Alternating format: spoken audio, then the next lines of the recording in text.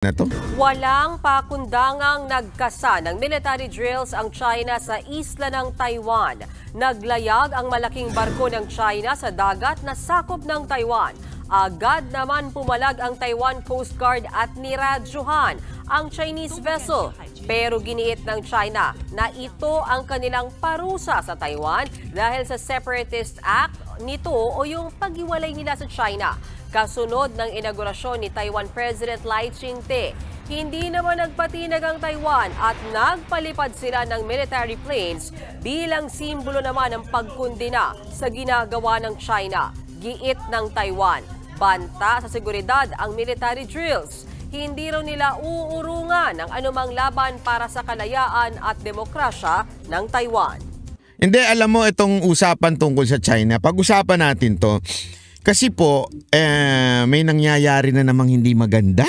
Alam mo, nakakaano talaga. 'Di ba, nag-warning yung China. Meron ako napanood na balita, kaya lang hindi ko pa na-upload kasi hindi pa na-chop-chop nung isang network eh. Nagrereklamo na yung mga mangingisda natin. Hindi na sila makapunta, natatakot na sila pumunta doon sa lugar ng pinangingisdaan nila, 'di ba? Nagagalit na daw kasi natatakot sila doon sa warning. Tapos nagkaroon naman ng military exercise etong China. Nagpakita sila ng kanilang puwersa. Meron pa silang nilabas na na video tungkol diyan. Tapos ito namang Taiwan, kasi doon sa military exercise, parang dumaan daw doon sa inaangkin ng Taiwan or something like that. Ito namang Taiwan, nagpakita rin ng mga puwersa nila. Tapos, etong Pilipinas, tapang-tapangan na naman ito si Gibo. Sabi na naman ni Gibo, hindi kami papayag na ginaganyan ng mga mangingisda natin. We will make sure that we will protect them. Ito lang mga kababayan, lalo na yung mga mangingisda nating kababayan. Isipin niyo muna yung sarili ninyo, ha? Huwag ko kayo basta-basta maniniwala, lalong-lalo na sa mga politikong nasa pwesto. Maniwala ho kayo sa akin at sa hindi. Pagka nagkaroon ng hindi magandang pangyayari dyan, hindi naman ho kayo isasalba niyan. Maaari yung mga Navy natin, oo sige, pero syempre, limitado rin ang pwede nilang gawin. Bakit kanyo? Malakas ang kalaban, makapangyarihan ng kalaban. Yun yung tubig sumusuko na tayo, umiiyak na tayo eh. Diba? Walang biro.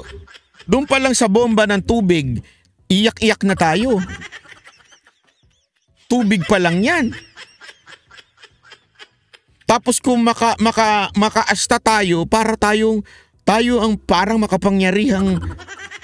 Again, hindi ko sinasabing tama ang ginagawa ng China. Mali ang ginagawa ng China, mali ang babala na yan. Pero nangyari yan.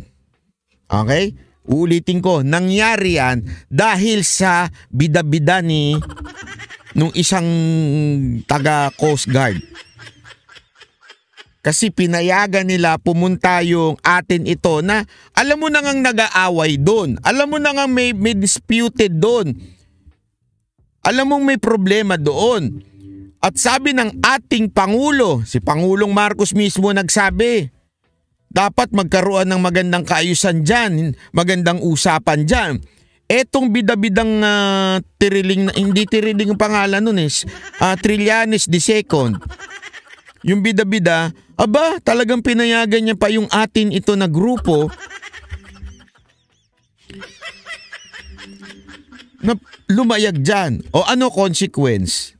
Yan ba ang tinatawag niyo success? Atin ito? Yan ba ang tinatawag ninyong success? Dahil sa ginawa ninyong katarantaduhan, etong mga mangingisda natin na kailangan pumunta dyan, hindi na magawa. Kasi nag-warning na ang China. Tapos, ang ating pamahalaan nagko-concentrate kay Mayor Guo.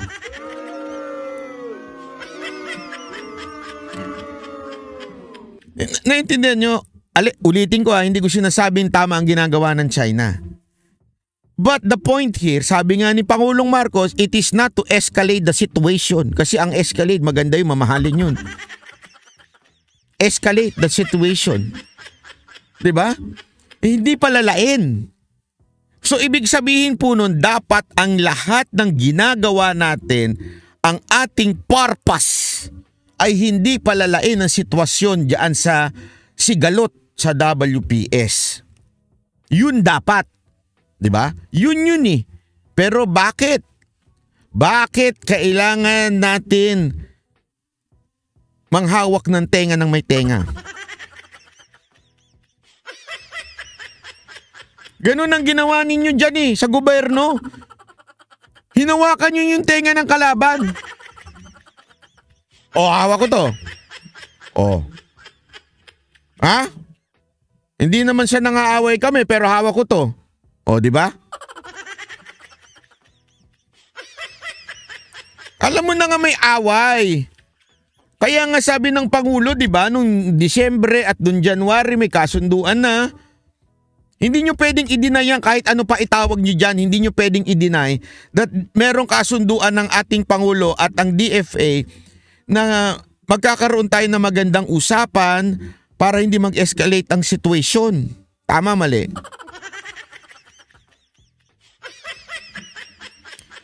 Bakit nyo pag ginanyan yan?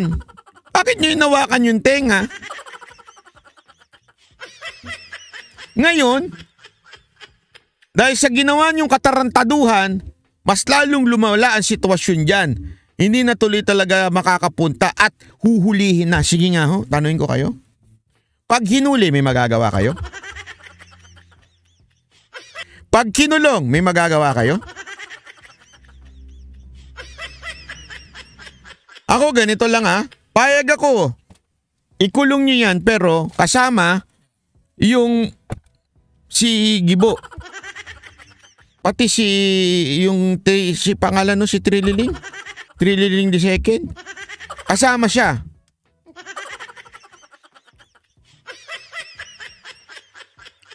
Di ba?